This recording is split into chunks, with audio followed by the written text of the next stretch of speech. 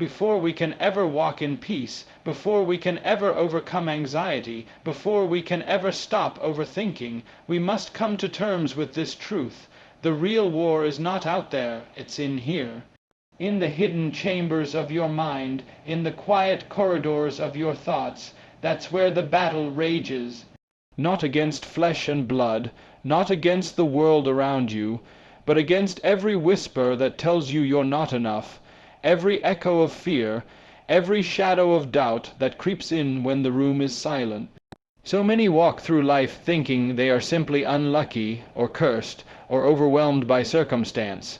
But friend, let me tell you, more often than not, what breaks us is not what happens to us, but how we think about what happens to us. Overthinking magnifies what was meant to be momentary. It stretches a passing cloud into a permanent storm. It turns one worry into 1,000 possibilities, each darker than the last. You may think your mind is simply wired this way, that you've always been an overthinker, that it's just your personality, but no. Overthinking is not your identity, it is a habit, and like any habit, it can be unlearned. But before habits change, understanding must come. The first step to victory is recognition. You must recognize that your thoughts are not harmless. You must recognize that your inner dialogue is not just background noise.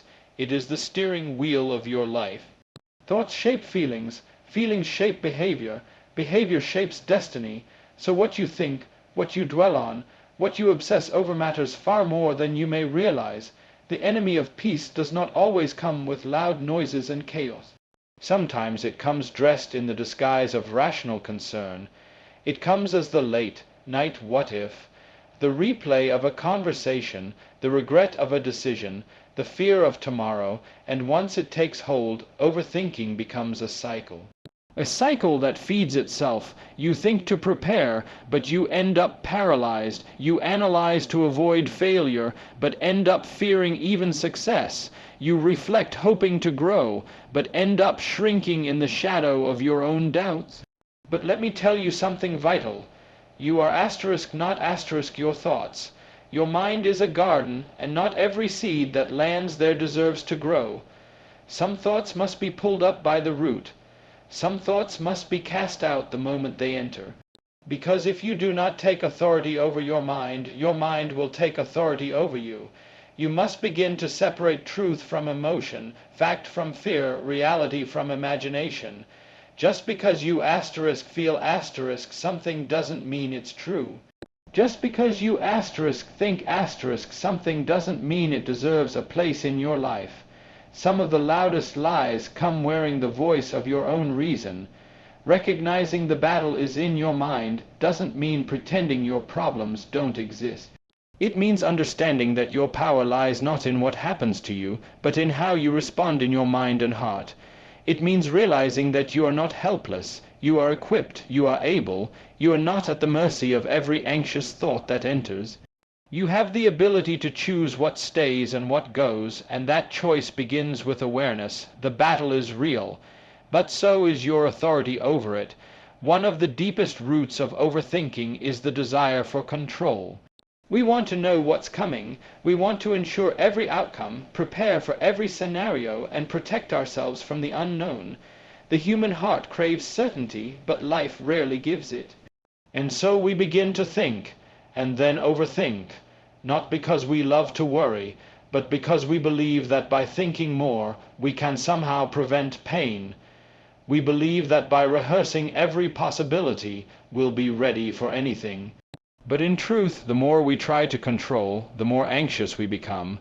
There is something about the human condition that resists surrender. We like to hold on tight. We cling to our plans, our timelines, our expectations.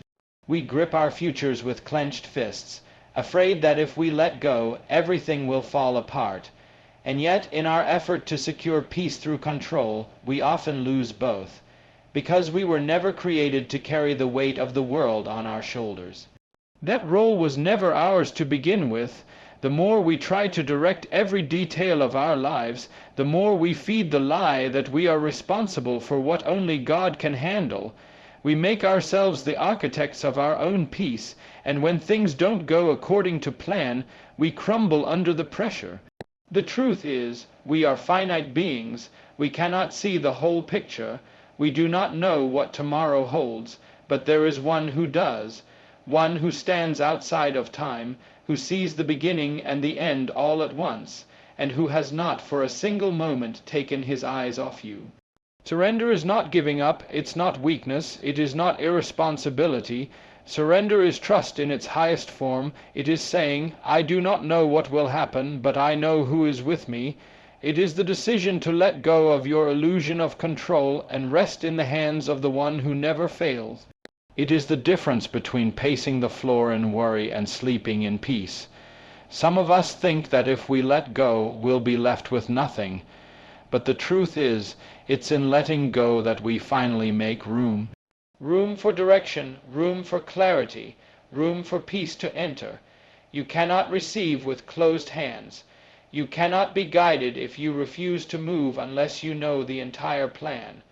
Sometimes the step of faith comes first, and the understanding follows. The heart that refuses to surrender is always restless. It is always calculating, always bracing, always trying to stay 10 steps ahead. But the surrendered heart breathes differently. It walks into the unknown with courage because it knows it is not alone. It does not demand to know every answer because it trusts in the one who sees what we cannot. Overthinking is often a sign that we're carrying burdens we were never asked to carry. We're trying to write a story that's already been written. We're trying to be the author, the editor, and the publisher all at once. But when we surrender, we step back and let the true author take over, not to erase our voice, but to restore our peace. Because when he writes the next chapter, it's not always the one we expected, but it is always the one we needed. We live in a world that never sleeps, a world of constant motion, endless scrolling, breaking news, buzzing notifications, and ceaseless demands. Everywhere we turn, something is shouting for our attention. The world has become loud, and that noise doesn't just surround us. It begins to live inside us. That noise becomes our thoughts, our worries, our comparisons, our regrets. And without realizing it, we carry that noise into every quiet moment, unable to hear anything else but our own anxious thinking. Stillness is no longer natural to many. The moment things go quiet, we reach for our phones. When we pause, we fill the silence with music, a podcast, a television show, anything to avoid being alone with our thoughts. But overthinking is often the fruit of too much noise and not enough stillness. We don't know what to do with silence anymore, but it is in silence that clarity is born. It is in silence that peace begins to speak. Stillness is not simply the absence of sound. It is a deliberate act of the soul. It is a sacred practice in which we pull away from the chaos of the world and come face to face with what is real.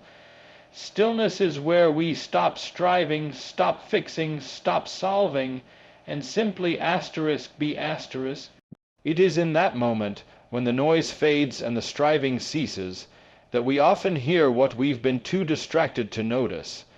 A gentle reminder, a quiet whisper, a calming truth. You are not alone, you are not forgotten, and you do not have to figure everything out right now. An anxious mind thrives in activity. It runs on loops of imagined conversations, worst-case scenarios, and unfinished to-do lists. But a quiet spirit can discern what is true and what is not. You cannot tell what is a lie when your mind is racing and your heart is pounding. You cannot sort truth from fear when you're living at a frantic pace, but in stillness things begin to settle. Like a stirred-up river that slowly calms and clears, stillness allows what is underneath to be seen again. Perspective returns, peace returns, and that overwhelming mountain of thoughts shrinks down into something manageable. Stillness doesn't come naturally. It must be chosen, it must be cultivated. It takes courage to step away from everything for a moment and say, Let me be still. Let me breathe. Let me listen. The world will tell you that stillness is laziness, that you're wasting time, but wisdom knows otherwise. Wisdom understands that a few moments in stillness can restore what hours of worry have drained. Wisdom understands that your soul was never designed to live on full volume all the time.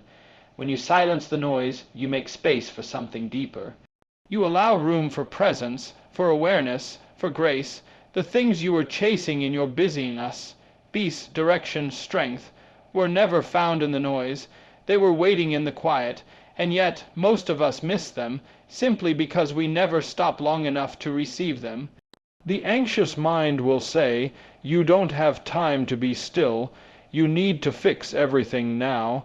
But the truth says, you cannot fix everything from a frantic place. You need stillness, not as an escape, but as a strategy. Not to avoid your responsibilities, but to prepare your heart to face them. Stillness is not weakness, it is a weapon. It is where anxiety begins to lose its grip, and clarity begins to rise. One of the most deceptive traps of overthinking is its ability to blur the line between reality and imagination. It begins subtly, just a small concern, a simple what if, but soon that one thought spirals into a web of assumptions, false conclusions, and imagined disasters. The overactive mind begins to treat assumptions as facts and feelings as truth. And before long, we are not reacting to what asterisk is asterisk, we're reacting to what we've asterisk convinced ourselves might be asterisk. Assumption is the breeding ground of anxiety. It tells us that we're in danger when we're not. It tells us that people are against us when they're not even thinking about us. It causes us to rehearse conversations that never happened, to feel offended by things that were never said, to brace for a future that may never come. We create entire worlds in our minds and then begin to live as though they are real. But truth stands as a firm foundation, solid, unshakable, and free from the shifting winds of fear. You must come to a place where you are willing to examine every thought that enters your mind and ask one simple question. Asterisk, is this true? Asterisk not, does this feel real? And not, did my emotions agree with it? But is this grounded in truth? Feelings are powerful, but they are not infallible. They change, they rise and fall like waves. Truth, on the other hand, is constant. It doesn't tremble under pressure. It doesn't shift with your mood. It is a firm place to stand when everything else feels uncertain. When you choose truth over assumption, you begin to take authority over your thoughts. You begin to interrupt the cycle that has kept you trapped. Instead of letting one anxious thought lead to another and another, you stop and confront it. You say, just because this thought entered my mind does not mean it belongs here. Just because I feel this fear does not mean it reflects reality. Just because I imagine something going wrong does not mean it asterisk will asterisk. You begin to fight with facts. You begin to protect your peace with discernment. Much of the anxiety people carry is based not on what's true, but on what they've assumed, exaggerated, or misinterpreted. They've allowed lies to speak louder than truth. But you have the power to reverse that. You can train your mind to challenge the story it's writing. You can choose to believe that everything isn't falling apart just because one thing didn't go as planned. You can choose to trust that you are not alone even when your thoughts try to isolate you. You can remind yourself that fear is a feeling, not a prophecy. There is great freedom in learning to doubt your doubts. To stop giving fear the final word, to stop letting hypothetical tragedies steal today's peace. When you choose truth, you become rooted. You stop swaying with every change in emotion. You stop overanalyzing every glance, every silence, every possibility. You anchor yourself in what you asterisk know asterisk, not in what you asterisk fear asterisk. And that shift changes everything, not because your circumstances suddenly become perfect, but because your mind is no longer a prisoner to lies. Overthinking thrives in the unknown. It grows in the spaces we cannot control, in the outcomes we cannot predict, and in the distance between the present moment and an uncertain future.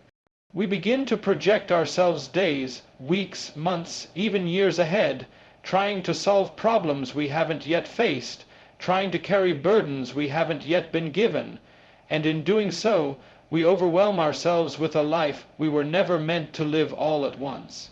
We lose today because we're already trying to survive tomorrow, but peace does not come by understanding the entire journey. It comes from taking the next faithful step, just one, not all of them, not the entire staircase. Just the step that's in front of you. There is power in simplicity. There is strength in narrowing your focus down to what is right in front of you. Overthinking stretches your mind thin. It forces you to live in future moments that do not yet exist. It convinces you that unless you figure everything out right now, something will go terribly wrong. But that is not the truth. The truth is, you are only ever responsible for one moment at a time. That's all you've been given. That's all you were designed to carry. The burden of an entire lifetime is far too heavy for one person to bear in a single day. The mind was never meant to carry that kind of weight. The soul wasn't made to withstand that kind of pressure. Yet this is exactly what overthinking does. It demands that you be 10 steps ahead when grace was only given for this step, this breath, this moment.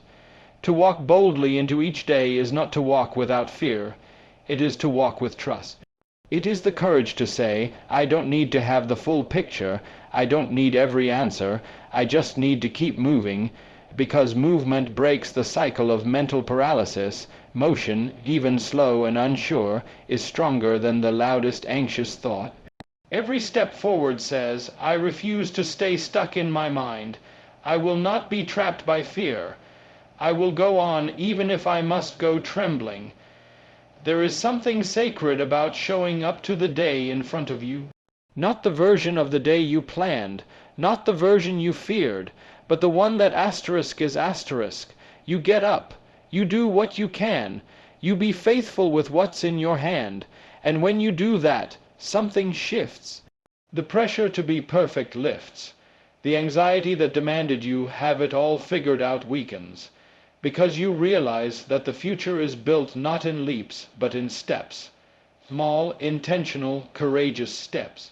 Often, the peace you are looking for isn't hiding in a dramatic revelation or a major breakthrough. Sometimes it's waiting in the ordinary rhythm of daily faithfulness, in the quiet discipline of showing up, in the simple act of choosing purpose over panic. When you walk one step at a time, you allow yourself to live in the only place where peace is truly found, the present. You become less concerned with what might happen and more grounded in what is happening. You no longer try to outrun the future. You begin to trust that you'll meet it with the strength you need when you need it. The key to overcoming overthinking is not to think harder. It is to move forward humbly, quietly, and consistently. Step by step, thought by thought, breath by breath, that is where freedom begins.